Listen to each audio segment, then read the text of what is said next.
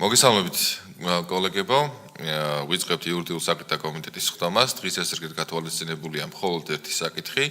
საქართველოს პარლამენტის წევრების მიერ წარმოდგენილი საკანონმდებლო ინიციატივა, საქართველოს კანონის პროექტი, გრანტების შესახებ საქართველოს კანონის ცვლილების შეტანის თაობაზე მეორე მოსმენით, მოგეხსენებათ აჩქარებული წესით განვიხილავთ საკანონმდებლო ცვლილებას. გთხოვთ რომ დავამტკიცოთ წარმოდგენილი დღის ეს რიგი. დიდი მადლობა და გთხოვთ ბატონ თორნიკე.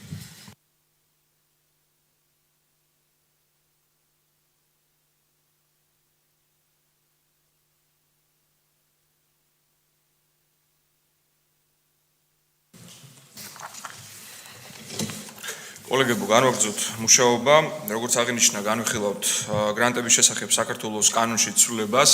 მომხსენებელი გახოთ ბატონი არჩილ გორგულაძე, საქართველოს პარლამენტის წევრი. მეორე მოსმენით განვიხილავთ შესაბამისად ბატონ არჩილ თავაზობთ რომ მიუყვეთ მხლობრივად და პუნქტობრივად წარმოდგენილ ინიციატივას და ასევე კოლეგებს მიმართავ რომ თუ იქნება კითხვები, მოსაზრებები, გვანიშნოთ აღნიშნული თაობაზე და რა თქმა უნდა მოგეცემათ სიტყვა.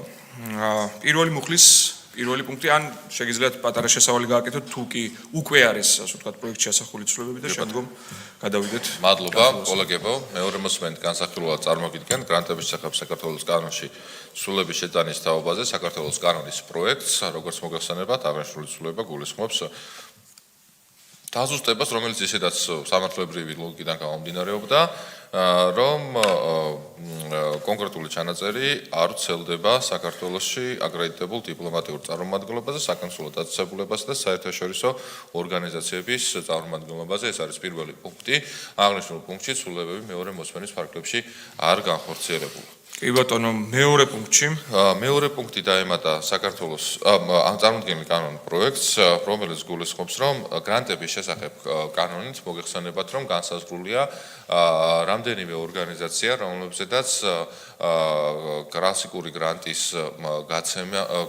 გაცემაზე თანხმობის მისამართად საჭიროება და ვალდებულება მთავრობის მიმართვის კუთხით არ არის. ჩამონათვალში გვაქვს Erasmus+, ჰორიზონტი ევროპა და ADAS პროგრამა, Creative Europe, ამ პროგრამის შემოქმედებითი ევროპა ამ ფარგლებში გაცემულ გრანტებზე, რომლებიც მიემართება ზოგად განათლებასა და უმაღლესი განათლების მიღების სამეცნიერო სამუშაოებისთვის გაცემულ ფინანსურ დაფინანსებებზე არ ვრცელდება. გთავაზობთ კოლეგებო, რომ კიდევ ერთხელ დავაზუსტოთ, რაც მათ შორის ისედაც იგულისხმებოდა, რომ ეს არის საქართველოს წითელი ჯვრის საზოგადოების შესახებ საქართველოს კანონით გათვალისწინებული ორგანიზაციისთვის და ამავე ორგანიზაციის მიერ გაცემულ გრანტებზეც არ გავრცელდეს კანონი.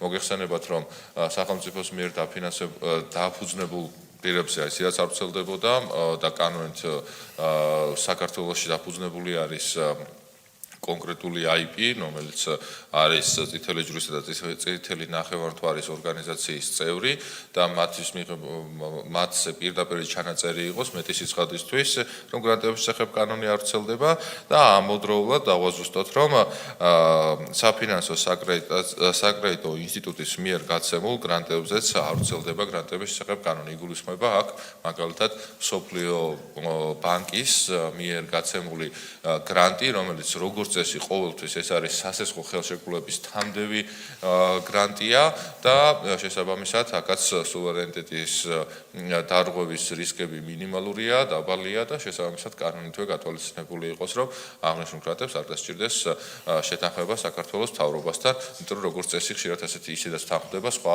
პროცედურის შესაბამისად. პოლიტიკურ ნაწილში თარმით უმეტეს აქ გრანტები არ გაიცემა და კუთხითაც დაზუსტებას არ საჭიროებს.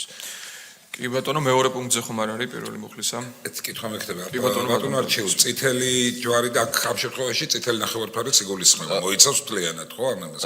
დიახ, ნახეთ, საქართველოს კანონი საქართველოს წითელი ჯვრის საზოგადოების შესახებ პირდაპირ უთითებს, რომ საქართველოში დაფუძნებული IP არის საერთაშორისო ორგანიზაციის წითელი ჯვრისა და წითელი ნახევარმთვარის საზოგადოების წევრი და განუყოფელი ნაწილი. შესაბამისად, სრულად მოცული არის.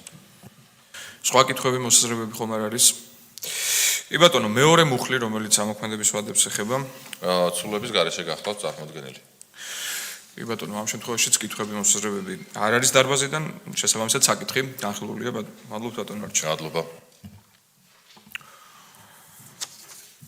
ვინაიდან ჩვენ მხოლოდ ერთი საკითხი გვქონდა განსახილველი, კოლეგებო შეგვიძლია გადავიდეთ კენჭისყრის პროცედურაზე, მერსადამე წარმოგიდგენთ კენჭისყრელად გრანტების შესახებ საქართველოს კანონში ცვლილებას, რომელიც დაჩქარებული წესით მეორე მოსმენით განვიხილეთ. ვინ არის მომხრე, რომ დაუჭიროთ ხარი? წინააღმდეგი? ესე იგი, კომიტეტის ბატონო თქვენ ესრებით უბრალოდ სხდომას კი ბატონო. კომიტეტის დამსწრე წევრთა მიერ ერთხმად იქნა მხარდაჭერილი საკითხი. მადლობთ.